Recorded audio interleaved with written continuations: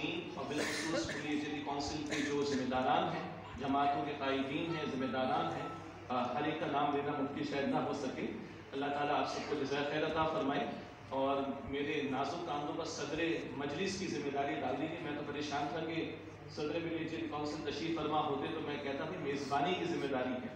دوبارہ ایک میزبان کی حیثیت سے میں آپ تمام حاضرین کا، قائدین کا، تنظیم اسلامی کی جانب سے شکریہ ادا کرتا ہوں اور اللہ تعالیٰ سے دعا کرتا ہوں کہ اللہ تعالیٰ ایک عزم اور جزم کے ساتھ، ایک حوصلے کے ساتھ یہاں سے ہمیں اٹھنے کی توفیق عطا فرمائے.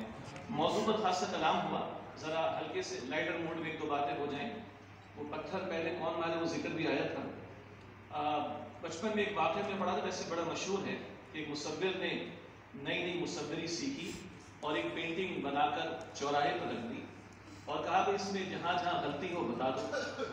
صبح لگائی، شام میں واپس گیا تو سب کو یاد آ گیا ہوگا یہ بھی غلط، یہ بھی غلط، یہ بھی غلط، یہ بھی غلط، سب کچھ غلط. بڑا پریشان ہوا، استاد کے پاس گیا، بیٹا کوئی پریشانی کی بات نہیں، وہی تصویر بناؤ، صبح لگاؤ اور لکھو جہاں اصلاح ہو سکتی ہے وہاں اصلاح کر لیں. تو جب شام کو واپس گیا تو تصویر ویسی کی ہی ویسی تھی. ایک عام تصور ہمارے یہاں ہے جو اس آج سیمینار کا مزاج میں محسوس ہوا، ایک اپوزیشن کا انداز. ہمارے پاس مقدمے اس کا اظہار بھی کیا کہ بڑی سخت باتیں اور زوردار قسم کی باتیں ہوگی. بہرحال ثاقب اکبر صاحب نے بالکل ابتدا میں ذکر فرمایا تھا کہ یہ فورم ہمارا اتنا پیارا ہے کہ یہ غیر انتخابی والے لوگ، یعنی جو انتخابی سیاست کے میدان میں نہیں ہیں، وہ بھی ماشاءاللہ اس فورم میں شامل ہیں. تو تمام مکاتب فکر بھی، اسی طرح ہمارے دین کی، ہمارے ملک کی معروف دینی سیاسی جماعتیں بھی اور تنظیم اسلامی سمیت کچھ وہ جماعتیں جو بڑی دیانتداری کے ساتھ سمجھتی ہیں کہ ہمیں تحریک کے راستے کی طرف آنے کی کوشش کرنی چاہیے. تو مجھے خوشی ہے کہ آج وہ دھرنے کا لفظ بھی مگر پرامن انداز میں ہمارے سامنے آیا ہے اور آج ریلیوں کا ذکر بھی آیا ہے، سڑکوں پر آنے کا ذکر آیا ہے، مطالبہ رکھنے کا ذکر آیا ہے، لیکن منظم انداز میں اور پرامن انداز میں. تو میں سمجھتا ہوں یہ ہماری ایک آواز ہے جو یہاں سے آگے بڑھنی چاہیے. اللہ تعالیٰ ہمیں اس کی توفیق عطا فرمائے. دو تین مثبت باتیں بھی ہمارے سامنے رہیں اور میں چاہوں گا کہ انشاءاللہ تعالیٰ ملی کونسل کے فورم پر اس بات کو رکھ دیا جائے. ایک بات آتی ہے کہ بھائی آپ لوگ اتحاد کی بات تو کرتے ہو مگر یہ اتحاد کہیں نظر بھی آنا چاہیے اور اس کی کوئی سالڈ بنیادیں بھی ہونی چاہیے.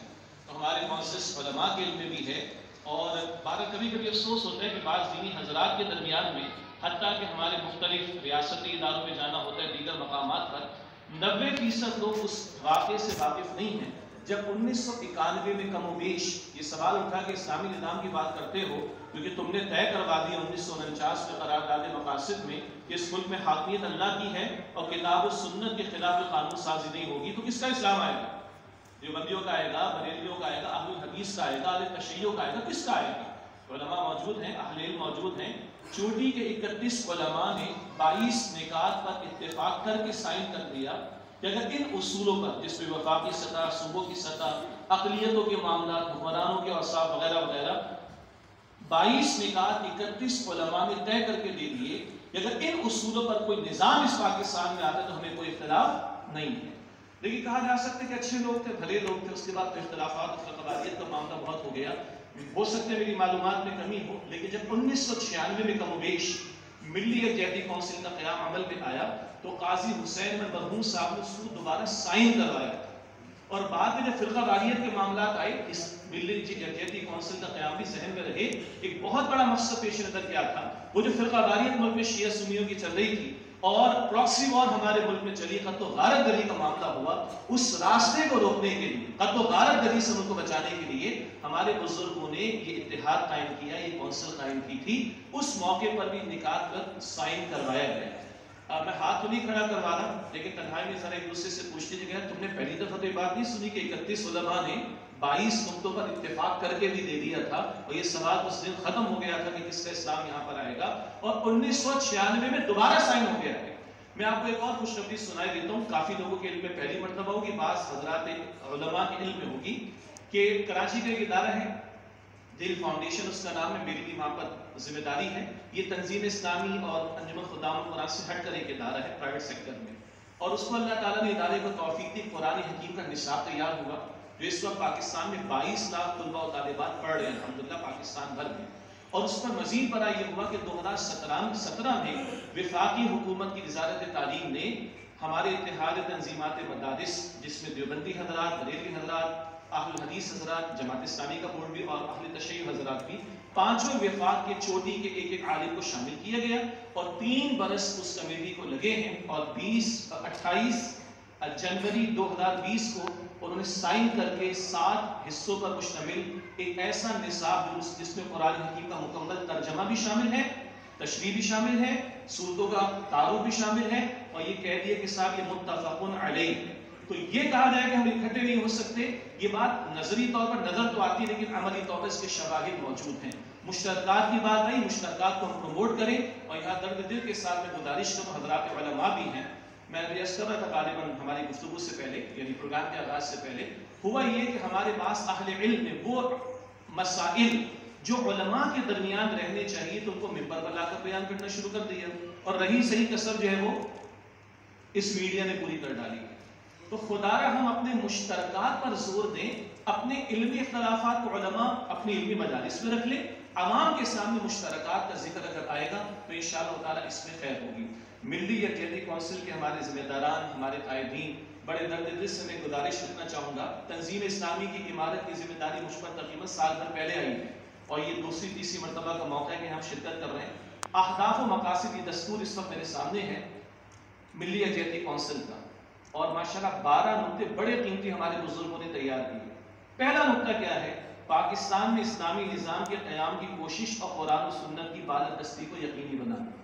آج بات ہوگی ریاست مدینہ، اپوزیشن والا لوگ اپنی طرف رکھیں، ہم سے تقاضا ہمارے مقدمے نے فرمایا ہم پر فرض ہے کہ ہم پریزنٹ کریں یہ اسلام کی تعلیم کے خدوخال اس دور کے لیے.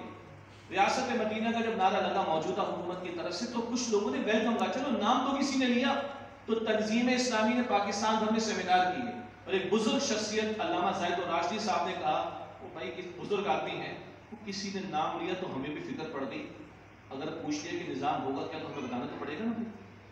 تو چلے کسی نے نام لیا، ہم اختلاف رکھیں، کچھ شاید 2-4 اچھے اقدامات کیے ہوں تو ان کی تائید کر لیں اور بہت سے جو غلط اقدامات ہیں ان کی نفی کی جائے. یہ ہے عدل کا تقاضا، تعاون علی البر والتقوی ولا تعاون علی الاثم والعدوان.